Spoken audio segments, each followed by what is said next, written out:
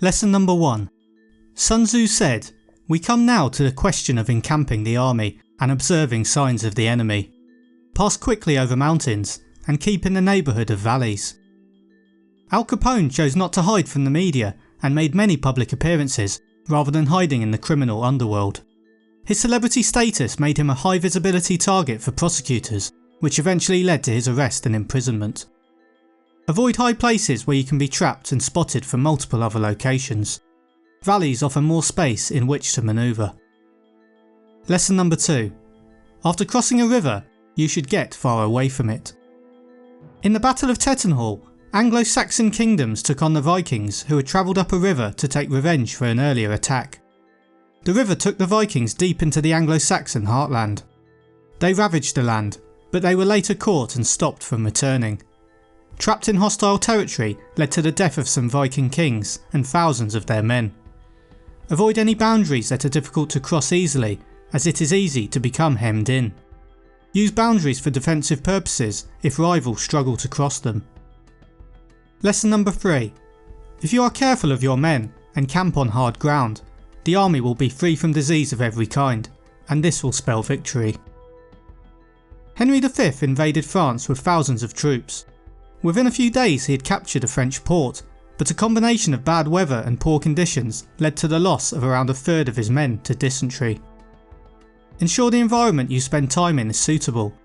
Avoid areas where bad habits are easily spreadable. Lesson number 4. When, in consequence of heavy rains up country, a river which you wish to ford is swollen and flecked with foam, you must wait until it subsides. The Earl of Warwick attacked King Henry VI during a civil war. After only half an hour of battle, the king was captured.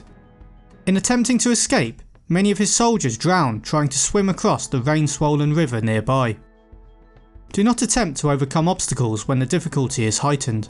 It may result in a loss of large amounts of resources. Lesson number 5. When the enemy is close at hand and remains quiet, he is relying on the natural strength of his position. Skanderbeg, an Ottoman captain, left the army and decided to go back to his native land to take charge of a new rebellion. The night before a battle against the Ottoman Empire, both sides were camped opposite each other. Skanderbeg's men put out all their campfires, and those who were not on guard were directed to rest. The Ottomans made approaches to the camp to try and provoke Skanderbeg's soldiers, but they stayed quiet. The next day, seeing Skanderbeg had positioned his forces at the bottom of a hill, the Ottomans attacked with all their men, expecting a quick victory. Predicting this, Skanderbeg ordered his forces hidden in the forest behind the Ottomans to strike from the rear. The Ottomans' entire army was defeated. Beware if a competitor does not react to your moves, especially if you cannot see their advantage. If they do not attack or retreat, it is likely they are confident in their position. Lesson number 6. When he keeps aloof and tries to provoke a battle, he is anxious for the other side to advance. Pericles, the general of Athens, refused to give the Spartans a confrontation on land, knowing that the Athenians' strength was their navy. The Athenians were secure behind their defences, with supplies constantly arriving via the sea, and hoped to seek peace with the Spartans by frustrating them due to their unsuccessful attacks and provocations. An opponent that avoids an all-out fight does so for a reason. Beware of competitors who provoke. They may be testing you or trying to drain your resources through your response. Lesson number 7. The rising of birds in their flight is the sign of an ambush. Startled beasts indicate that a sudden attack is coming. King Charles VI of France and his escort were travelling through the forest one hot summer morning when a leper dressed in rags rushed up to the king's horse. "Ride no further, noble king. Turn back. You are betrayed," he shouted as the king's escort beat the man back. They emerged from the forest at noon. Tired from the sun, a soldier dropped the king's lance, which clanged loudly against a steel helmet. Thinking it was an ambush, Charles drew his sword and yelled, "Forward against the traitors! They wish to deliver me to the enemy." The king began swinging his sword at his companions, killing several men, including a knight. Learn to correctly read the signs and indicators around you about different types of activity and the presence and movement of others. Lesson number 8. Humble words and increased preparations are signs that the enemy is about to advance. Violent language and driving forward as if to the attack are signs that he will retreat. Harald Hardrada lays siege to a castle as part of his conquest to become King of Norway. Before a battle took place, his soldiers went to the castle to inform them of Harald's death. They humbly asked the priests in the castle if the king could be buried within their city. Thinking they would receive gifts for accommodating such a request, the priests accepted. His coffin and a small group of men were allowed into the castle. Once they entered, King Harald leapt from the coffin, declared that everyone should be killed, and called his remaining men to battle.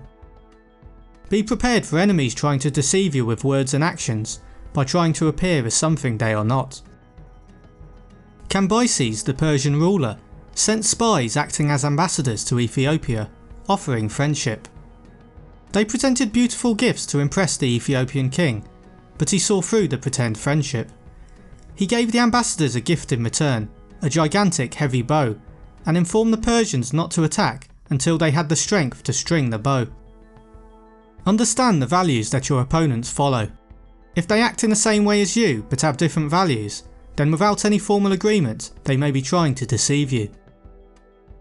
Lesson number 10. If the enemy sees an advantage to be gained and makes no effort to secure it, the soldiers are exhausted. The German plan to sweep through France in World War I came to an end when the French army counterattacked in the Battle of the Marne. The Germans' retreat was caused partly by the exhaustion of many of the German forces. Some of the men had marched more than 150 miles, fighting often along the way. Grasp opportunity and potential advantages quickly, as they easily pass. If opponents do not make attempts to seize an advantage, it may be because they lack the energy to do so, meaning they are more suitable to attack. Lesson number 11. When an army feeds its horses with grain and kills its cattle for food, and when the men do not hang their cooking pots over the campfires, showing that they will not return to their tents, you may know that they are determined to fight to the death. During the Prussian forces' attempt to capture Paris, a severe shortage of food led to locals being forced to slaughter any animals that were around. Rats, dogs and cats were regularly served in restaurants. Horse meat was eaten too, as the horses were eating grain that was needed by the local population. Look for signs of opponents not preparing for the future. It may be an indicator of desperation, as they think they will not survive in the long term. Lesson number 12. Too frequent rewards signify that the enemy is at the end of his resources. Too many punishments betray a condition of dire distress. Mercenaries have been used throughout history in many conflicts. In the 1500s, Niccolo Machiavelli argued against the use of mercenary armies, stating that since the only motivation of mercenaries is their financial reward, and they are less likely to take the kind of risks in battle that may cost them their lives. He believed citizens with a real attachment to their home country will be more motivated to defend it, and therefore will make much better soldiers. Rewards motivate. The less motivated the person, the more rewards needed to motivate them. Be careful not to overuse rewards, as it indicates something is potentially wrong. Lesson number 13. If our troops are no more in number than the enemy, that is amply sufficient. It only means that no direct attack can be made. What we can do is simply to concentrate all our available strength, keep a close watch on the enemy, and obtain reinforcements. Philip II of Macedon attacked the Greeks, with his son Alexander the Great leading a wing of his army. With armies of similar numbers, after an initial direct attack, many soldiers fell on both sides.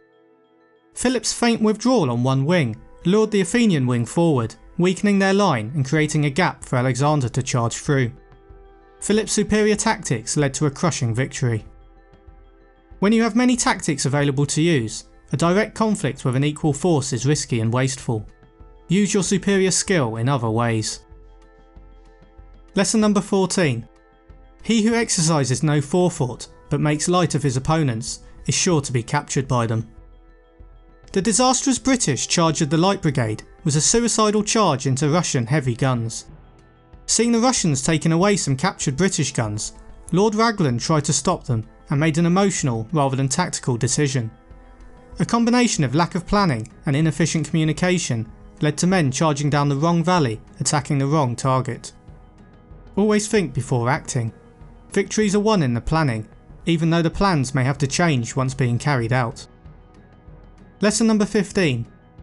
If in training soldiers commands are habitually enforced, the army will be well disciplined. If not, its discipline will be bad. Frederick the Great said that his soldiers must fear their officers more than they fear the enemy. The Prussian leader was famous for the harsh discipline he inflicted on his men. One form of punishment included assembling 2 ranks of soldiers, with the offender made to walk between them, being lashed by each man as he passed. Never let a command be ignored, as this teaches people that commands are optional. Once given, a command should be seen through. If the command later appears ill-judged, it can be changed with another firm command. Lesson number 16. If a general shows confidence in his men, but always insists on his orders being obeyed, the gain will be mutual. Leonidas had full confidence in his men, as he knew they had been disciplined and well trained from a young age. He was in turn rewarded with their loyalty. 300 Spartans stood by his side as they were hacked down by the Persians at the Battle of Thermopylae. When you expect high performance from people and they seek your approval, then they will strive to meet your expectations.